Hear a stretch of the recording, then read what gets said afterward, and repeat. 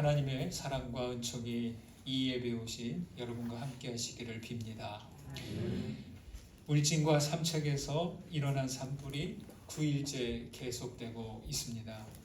매일 수천 명의 인원과 90여 대, 100여 대의 헬기가 투입되고 있는데도 불길을 가로막지 못하고 있습니다. 지금은 응봉산까지 와서 태우고 있는 중이라고 하죠. 뉴스를 통해 불철주야 애를 쓰는 소방대원들의 모습, 또 집을 잃은 주민들의 모습을 보았습니다. 산등성이는 연기를 내며 타고 있고 인접한 가옥들은 종이처럼 타버렸습니다. 좀처럼 잡히지 않는 불길에 사람들의 마음도 재가 되었고 그와 함께 마음속에는 두려움과 절망이 불길처럼 번져가는 듯 했습니다. 마침 지난 밤부터 내린 비가 온 땅을 적시고 있는데 우리 산불 난 그 지역도 풍족히 내려서 타오르는 불길을 다 진화되기를 바랍니다. 또한 집을 잃어버린 이들이 이 일로 인해서 낙심하지 않기를 기원합니다. 얼마 전 초대 문화부 장관을 역임한 이어령 선생께서 향년 89세로 소천하셨습니다. 88년 서울올림픽 폐회식을 총괄했고 문학가로서 많은 이들에게 영감을 주신 분이죠. 하지만 그런 이력 뒤에는 고통스러운 일들도 많았습니다. 암투병을 하면서 목회자의 길을 걷던 따님의 죽음을 보았고 또한 외손자의 죽음도 보았습니다. 이어령 선생은 따님으로 인해 뒤늦게 세례를 받기도 했는데 결국 본인도 복막암으로 고생하다가 이번에 하늘로 떠나셨습니다. 지난 겨울 저는 이어령의 마지막 수업이란 책을 읽고 깊은 울림과 감동을 받았습니다.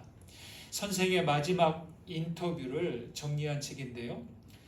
작가가 매주 한 번씩 이렇게 가서 몇 시간 동안이나 이런저런 주제로 주고받은 대화를 정리한 책입니다. 이어령 선생은 자기가 떠나면 죽고 나면 유언처럼 이 책을 출간하라고 했지만 작가는 기다리지 못하고 서둘러 출간했습니다. 우리 시대 스승의 깊은 가르침을 조금이라도 빨리 나누고 싶었던 것입니다. 혹시 관심 있는 분들은 일독을 권해드립니다. 이 책에는 다양한 이야기들이 나오는데 그중 한 가지만 말씀드리면 연극인 송승환 씨 이야기가 나옵니다. 송승환은 어린 시절부터 연극과 또 공연 진행자, 또 드라마에 출연했고요. 난타라는 비언어 뮤지컬 뮤지컬을 기획한 분이고 그리고 몇 년 전에 있었던 평창 동계올림픽 개폐회식 총감독을 맡기도 했습니다. 그런데요, 이 올림픽을 마치고 나서 시력이 조금씩 약해지는 거예요. 그러다가 거의 실명 단계까지 갑니다. 얼마나 낙심이 되었을까요? 그러던 어느 날 이 흐려져만 가던 시력저하가 멈추었고 이에 희망을 얻은 그는 배우들의 얼굴이 흐릿하게 보일 뿐인데도 더 드레서라는 연극에 출연했습니다. 작년 초에 공연을 했다고 합니다. 공연을 마친 송승환님이 눈물을 흘리면서 이렇게 소감을 말했습니다. 여러분들 덕에 잘 자랄 수 있었고 여러분들 덕에 더 잘 늙어갈 수 있었습니다. 이렇게 소감을 말했습니다. 작가는 송승환님의 이야기를 이어령 선생께 하면서 묻습니다. 선생님, 대체 절망 앞에서 우리를 앞으로 나아가게 하는 것은 무엇일까요? 이렇게 물으니까 이어령 선생이 이렇게 말합니다. 그 친구의 실명은 그에게 더 많은 세계를 보여준 모양이네. 실명하지 않았더라면 알지 못했을 세계로 여행을 떠난 거야. 고난 앞에서 네거티브로 가면, 부정으로 가면 인간은 짐승보다 더 나빠져. 포지티브로 가면, 즉 긍정으로 가면 초인이 되는 거야. 고난은 나, 너, 우리 인류 모두의 저울이지, 이렇게 말이죠. 절망을 마주했을 때 긍정을 선택하느냐 부정을 선택하느냐에 따라 운명이 달라진다는 겁니다. 부정을 선택하면 더 깊은 어둠으로 내려가는 것이고 긍정을 선택하면 더 큰 세상을 보게 된다는 거죠. 여러분, 절망 앞에서 우리를 앞으로 나가게 하는 것은 무엇일까요? 육체의 시력은 잃는다 해도 다른 것을 바라보게 하는 그 힘은 무엇일까요? 우리의 믿음이 우리를 앞으로 나아가도록 이끌고 있습니까? 나의 믿음이 부정이 아닌 긍정을 선택하도록 이끌고 있습니까? 어떤 고난과 절망을 마주할지라도 우리에게 있는 이 믿음으로 긍정을 선택하고 앞으로 나아가시는 여러분들 되시기를 간절히 소망합니다. 신앙이 있든지 없든지 사람은 현실을 살아내야만 하고 현실에서 일어나는 모든 상황을 마주해야만 합니다. 어느 정도 예측은 하지만 예측하지 못하는 일들이 훨씬 더 많습니다. 그래서 우리 인생은 안개 속을 나아가는 것처럼 불확실합니다. 세상 한쪽 구석에서 일어난 바이러스가 온 세상을 뒤덮어 옴짝달싹 못하게 만들었습니다. 지구 반대편에서 일어난 전쟁으로 온 나라들이 들썩대고 경제가 휘청됩니다. 불확실합니다. 어떻게 나아가야 할까요? 그래서 믿음을 가질 수밖에 없죠. 이 믿음은 하나님께서 주신 믿음입니다. 그런데 믿음을 가졌다고 해서 안개 같은 불확실함이 사라지는 것은 아닙니다. 믿음은 위협적인 일들을 피하게 해주는 일들이 아니라 그 속을 지나가도록 하는 용기를 주는 것이죠. 불안과 두려움이 다가올 때 어떻게 해야 할까요? 고향을 떠나서 유랑하는 아브라함에게는 수시로 현실적인 문제들이 다가왔습니다. 아브라함은 끊임없는 주변 세력들의 위협을 감당해내야만 했습니다. 연로한 나이가 되었는데도 아직 자식이 없었고 정착할 땅도 없었습니다. 이런 때 하나님께서 아브라함을 찾아와 부르십니다. 오늘 말씀 2절과 3절을 보시겠습니다. 2절 3절 읽습니다. 아브라함이 이르되 주 여호와여 무엇을 내게 주시려 하나이까? 나는 자식이 없사오니 나의 상속자는 이 다메섹 사람 엘리에셀이니이다. 아브라함이 또 이르되 주께서 내게 씨를 주지 아니하셨으니 내 집에서 길린 자가 내 상속자가 될 것이니이다. 아브라함은 여호와께서 아무 생각 없이 그냥 오신 게 아님을 알았습니다. 자기에게 뭔가를 주려고 오신 줄로 알고 말합니다. 그리고 이렇게 말하죠. 나는 자식이 없습니다. 묻지도 않았는데 나는 자식이 없습니다. 그것은 주님이 자기에게 씨를 주지 않았기 때문이라고 덧붙여 말하죠. 이대로 가면 종 엘리에셀이 상속자가 될 것이라고 합니다. 자식이 없다, 씨를 주지 않으셨다, 상속자가 없다. 같은 말이죠. 자식이 없다, 이것은요 아브라함의 현실이에요. 이 말은 나는 낙이 없습니다. 나에겐 즐거움이 없고 웃음이 없습니다. 이런 말로 들리고요. 그리고 이 말은 내겐 희망이 없습니다 라고 들리고, 더 나아가 주님께서 가라는 대로 가서 여기까지 왔는데 별다른 소득이 없네요 하는 푸념이고 원망처럼 들리기도 합니다.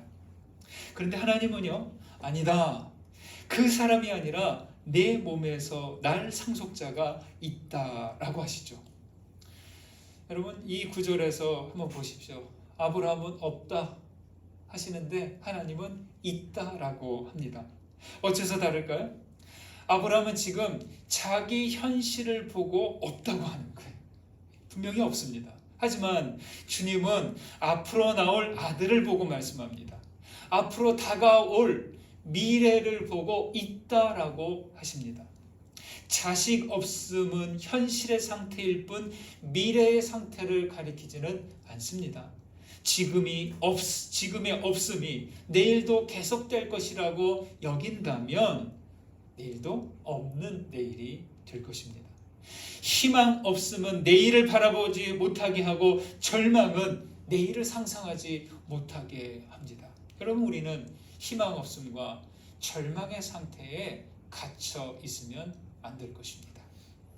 이어령 선생은 고난과 절망은 우리 인류 모두의 저울이다라고 이야기했습니다. 부정적으로 기울어질지 긍정적으로 기울어질지는 무엇에 달려 있을까요? 내가 내딛는 발걸음에 의해 달려져 있습니다.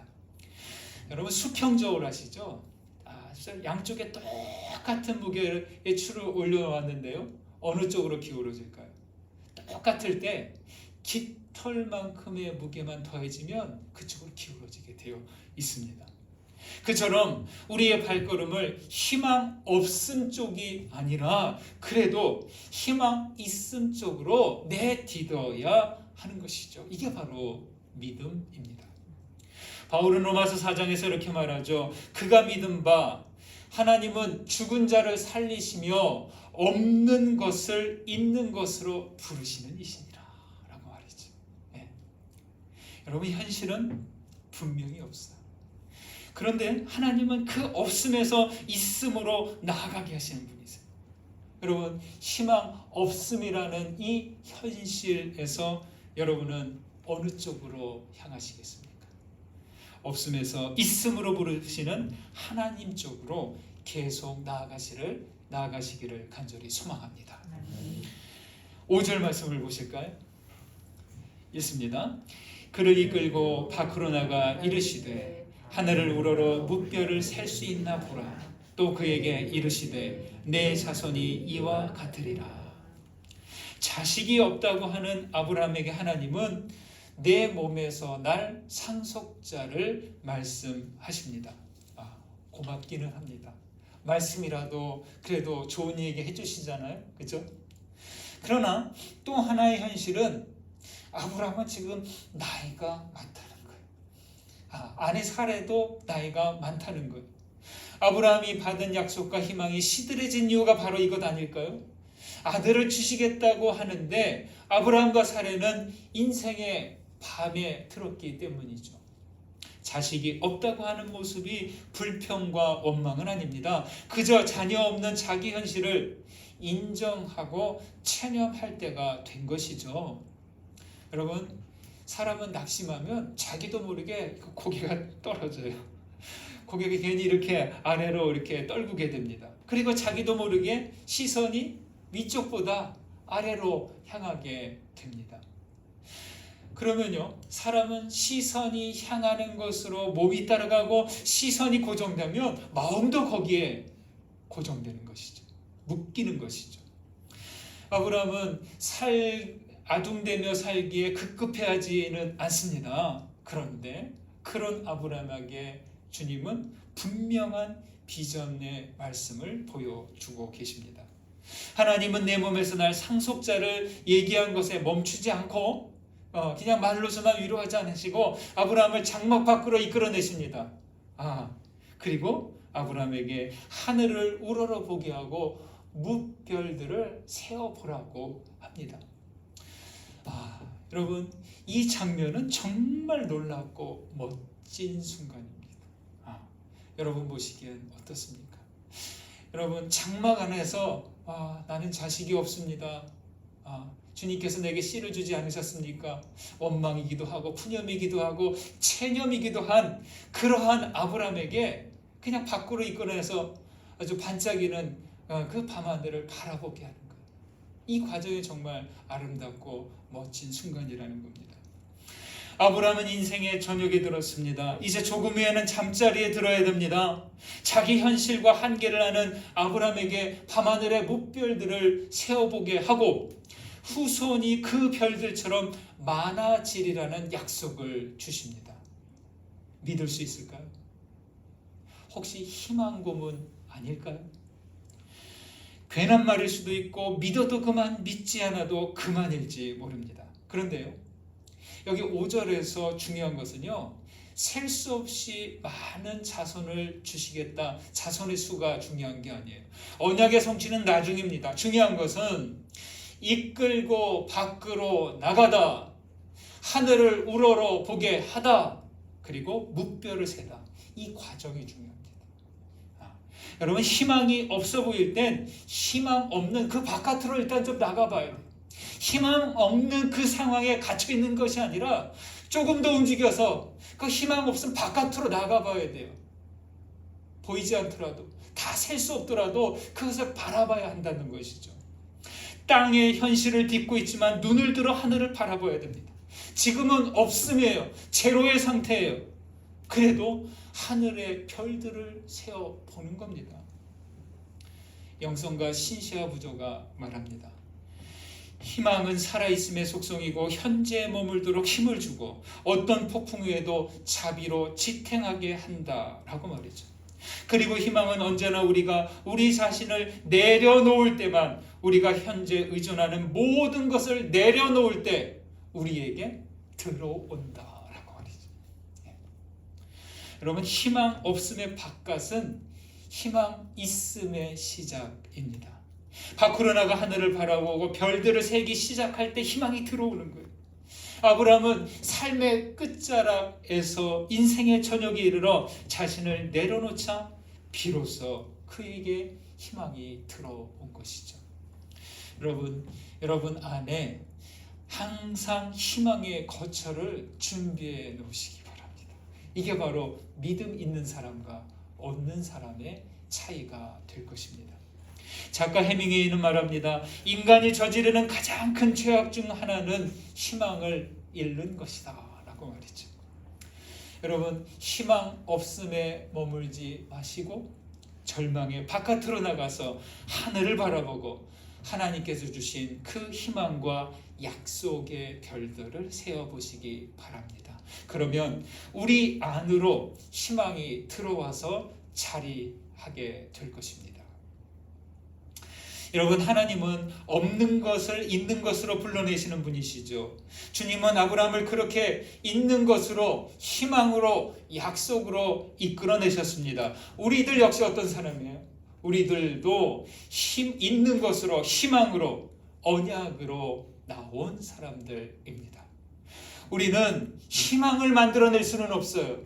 그러나 희망을 위해 할 수 있는 것 하나 있어요. 뭐예요? 조금 전에 말씀드렸죠. 희망의 거처를 준비하는 것. 희망의 거처를 준비하는 것 뭐예요? 그거는 하나님을 믿는 일입니다. 6절 보실까요? 6절 있습니다. 아브라함이 여호와를 믿으니 여호와께서 이를 그의 의로 여기시고. 다시 한번 좀 큰 소리로 읽어볼까요? 웅얼대지 마시고 또박또박 큰 소리로 읽습니다. 아브라함이 여호와를 믿으니 여호와께서 이를 그의 의로 여기시고. 믿는다, 이거는 그 자체로 아무런 의미가 없어요. 별다른 힘을 쓰지 못해요. 믿는다. 뭘 믿는다는 거예요? 누가 믿는다는 거예요? 누가 믿는 건지, 무엇을 믿는다는 건지 주어와 목적어가 있어야 말이 됩니다. 아브라함이 여호와를 믿으니, 이렇게 하면 말이 됩니다. 믿는다, 이 히브리어로 아만이라고 합니다. 따라해 보실까요? 아만. 예, 믿는다, 신뢰하다, 의지하다입니다. 이 아만의 명사형이 우리가 늘 입에 달고 사는 아멘입니다.